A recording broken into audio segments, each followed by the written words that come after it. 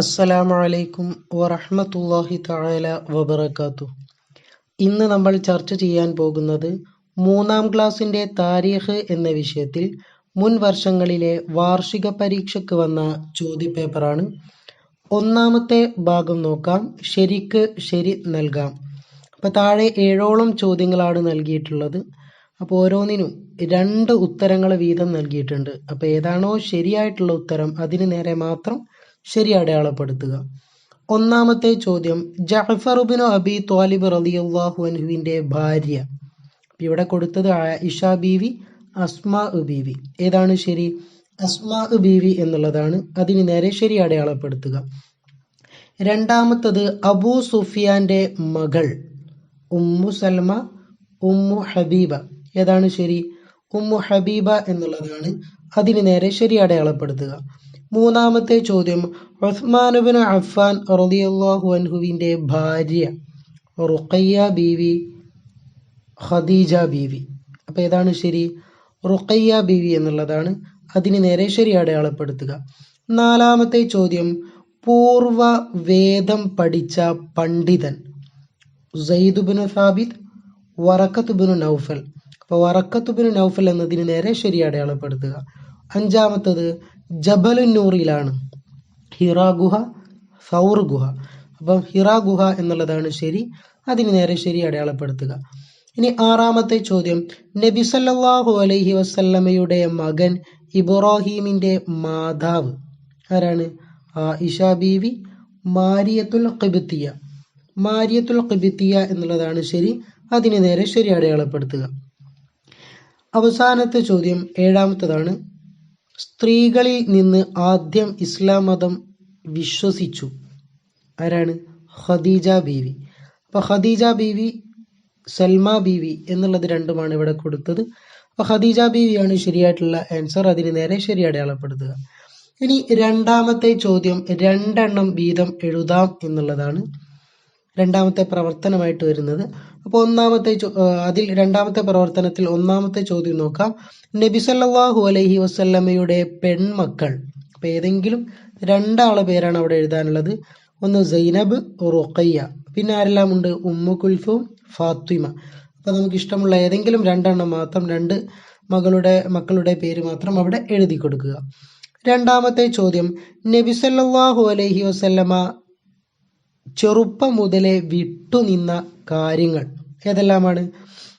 അക്രമം, അനീതി, ബിംബാരാധന. അപ്പൊ ഈ കാര്യങ്ങളിൽ നിന്നായിരുന്നു നബി സല്ലല്ലാഹു അലൈഹി വസല്ലമ തങ്ങൾ ചെറുപ്പം മുതൽക്കേ വിട്ടുനിന്നിരുന്നത്. ഇനി മൂന്നാമത്തെ ചോദ്യമാണ്, ഭയന്ന് വിറച്ച നബി സല്ലല്ലാഹു അലൈഹി വസല്ലമ തങ്ങളെ സ്വാന്തനപ്പെടുത്തി ഖദീജ ബീവി പറഞ്ഞത് എന്തെല്ലാം ആണെന്നാണ്. അപ്പൊ കുറച്ച് ഇവിടെ കൊള്ളുന്ന ഭാഗങ്ങൾ ഇവിടെ നൽകിയിട്ടുണ്ട്. ബാക്കി ഇടത്തെ സൈഡിൽ 2-ൽ 3 എന്ന് കൊടുത്തിട്ട് ആണ് ബാക്കി എഴുതിയത്. അപ്പോൾ നമുക്കതെല്ലാം ഒന്ന് നോക്കാം. അപ്പോൾ ഏതെല്ലാം കാര്യങ്ങൾ പറഞ്ഞിട്ടാണ് നബി സല്ലല്ലാഹു അലൈഹി വസല്ലമ തങ്ങളെ ഖദീജ ബീവി സ്വാന്തനപ്പെടുത്തിയത്? ഒന്ന്, തങ്ങൾ വ്യസനിക്കേണ്ടതില്ല, അല്ലാഹു ഒരിക്കലും താങ്കളെ കൈവെടിയുകയില്ല. പിന്നെയോ, താങ്കൾ കുടുംബബന്ധം ചേർക്കുന്നു, പ്രയാസങ്ങൾ തരണം ചെയ്യുന്നു, അവശരെ സഹായിക്കുന്നു, ദുഃഖിതരെ ആശ്വസിപ്പിക്കുന്നു, അതിഥികളെ ആദരിക്കുന്നു. അപ്പം ഇതിലേതെങ്കിലും 2 മാത്രം അവിടെ എഴുതി കൊടുക്കുക. നാലാമത്തെ ചോദ്യമാണ്, നബി സല്ലല്ലാഹു അലൈഹി വസല്ലമയുടെ പുത്രനായ അബ്ദുള്ളയുടെ ഉപനാമങ്ങൾ ഏതെല്ലാമാണ്? ത്വയ്യിബ്, ത്വാഹിർ. അപ്പൊ അത് 2 അവിടെ എഴുതി കൊടുക്കുക. ഇനി മൂന്നാമത്തെ പ്രവർത്തനമാണ് ഉത്തരം എഴുതാം. അതിൽ ഒന്നാമത്തെ ചോദ്യം, ഖുർആനിൽ വന്ന മക്കയുടെ ഉപനാമങ്ങൾ ഏതെല്ലാം? ഉത്തരം ഉമ്മുൽ ഖുറ, ബക്ക. രണ്ടാമത്തെ ചോദ്യം, നബി സല്ലല്ലാഹു അലൈഹി വസല്ലമയുടെ മാതാവ് ആമിന ബീവിയുടെ ഗോത്രവും പിതാവിന്റെ പേരും എഴുതാം. അപ്പം ബനു സുഹറയാണ് ഗോത്രം, പിതാവ് ആരായിരുന്നു? വഹബ് എന്നുള്ളതാണ്. അപ്പൊ അത് 2 അവിടെ എഴുതി കൊടുക്കുക. ഇനി മൂന്നാമത്തെ ചോദ്യം, ജുർഹും ഗോത്രക്കാർ മക്കയിൽ വന്ന് താമസമാക്കിയത് എപ്പോഴാണ്? ഉത്തരം സംസം എന്ന അത്ഭുത ജലം ഉറവയെടുത്തത്. അപ്പോൾ സംസം എന്ന അത്ഭുത ജലം ഉറവയെടുത്തതോടെയാണ് ജുർഹും ഗോത്രക്കാർ മക്കയിൽ വന്ന് താമസമാക്കിയത്. ഇനി നാലാമത്തെ ചോദ്യം, മുലകുടി നിർത്തിയതിന് ശേഷം എത്ര കാലമാണ് നബി സല്ലല്ലാഹു അലൈഹി വസല്ലമ തങ്ങൾ ഹലീമ ബീവിയുടെ കൂടെ ഉണ്ടായിരുന്നത്? ഉത്തരം 2 വർഷക്കാലം. അപ്പം മുലകുടി നിർത്തിയതിന് ശേഷം 2 വർഷക്കാലമാണ് നബി സല്ലല്ലാഹു അലൈഹി വസല്ലമ തങ്ങൾ ഹലീമ ബീവിയുടെ കൂടെ ഉണ്ടായിരുന്നത്.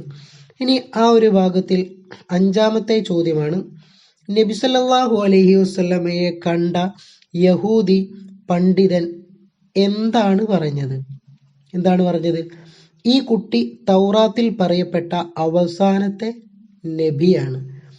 അപ്പോൾ ഈ കുട്ടി തൗറാത്തിൽ പറയപ്പെട്ട അവസാനത്തെ നബിയാണ് എന്നാണ് നബി സല്ലല്ലാഹു അലൈഹി വസല്ലമ തങ്ങളെ കണ്ട യഹൂദി പണ്ഡിതൻ പറഞ്ഞത്.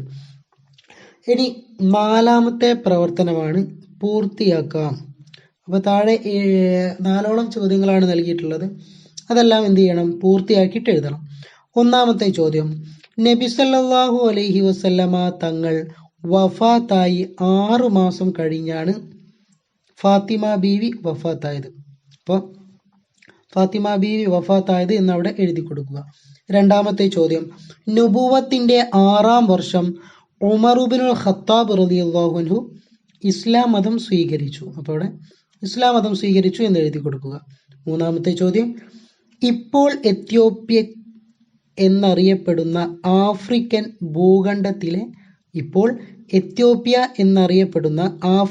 ഭൂഖണ്ഡത്തിലെ രാജ്യമാണ് ഹബശ. അപ്പോൾ അവിടെ രാജ്യമാണ് ഹബശ എന്നാണ് എഴുതി കൊടുക്കാനുള്ളത്.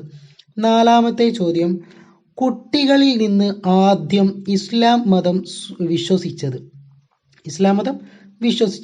അപ്പോൾ അവിടെ എഴുതി കൊടുക്കാനുള്ളത് ഏതാണ്? അലിയു ബിനു അബി ത്വാലിബ് റളിയല്ലാഹു അൻഹു എന്നുള്ളതാണ്. ഇനി 5-ാമത്തെ ഭാഗമാണ് വ്യക്തമാക്കാം. അപ്പോൾ താഴെ 3 ചോദ്യങ്ങളാണ് നൽകിയിട്ടുള്ളത്. അപ്പോൾ 1-ാമത്തെ നോക്കാം. ഹംസ റളിയല്ലാഹു അൻഹു ഇസ്ലാം മതം സ്വീകരിച്ച വർഷം? ഉത്തരം നുബുവത്തിന്റെ 2-ാം വർഷം. 2-ാമത്തെ ചോദ്യം, ഇഖ്റ എന്ന ആജ്ഞക്ക് നബി സല്ലല്ലാഹു അലൈഹി വസല്ലമ തങ്ങൾ നൽകിയ മറുപടി എന്തായിരുന്നു? മാ അന ബിഖാരി. 3-ാമത്തെ ചോദ്യം, ഹബശയിലേക്ക് 1-ാമത്തെ ഹിജ്റ പോയ പുരുഷന്മാരുടെയും സ്ത്രീകളുടെയും എണ്ണം? 10 പുരുഷന്മാരും 4 സ്ത്രീകളും. ഇനി ഏറ്റവും അവസാനത്തെ പ്രവർത്തനമാണ് പൂരിപ്പിക്കാം എന്നുള്ളത്. 6-ാമത്തേതാണ്. അപ്പോൾ 1-ാമത്തെ നോക്കാം.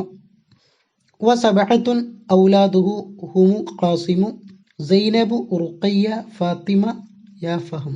അപ്പോൾ അവിടെ എഴുതാനുള്ളത് ഏതൊക്കെയാണ്? ഔലാദുഹു എന്നുള്ളതും റുഖയ്യ ഫാത്തിമ എന്നുള്ളതുമാണ്. അപ്പോൾ ദുആ വസിയത്തോടെ നിർത്തുന്നു. വാഖിറു ദഅവാന അനിൽ ഹംദുലില്ലാഹി റബ്ബിൽ ആലമീൻ. അസ്സലാമു അലൈക്കും വറഹ്മത്തുള്ളാഹി തആല വബറകാതുഹു.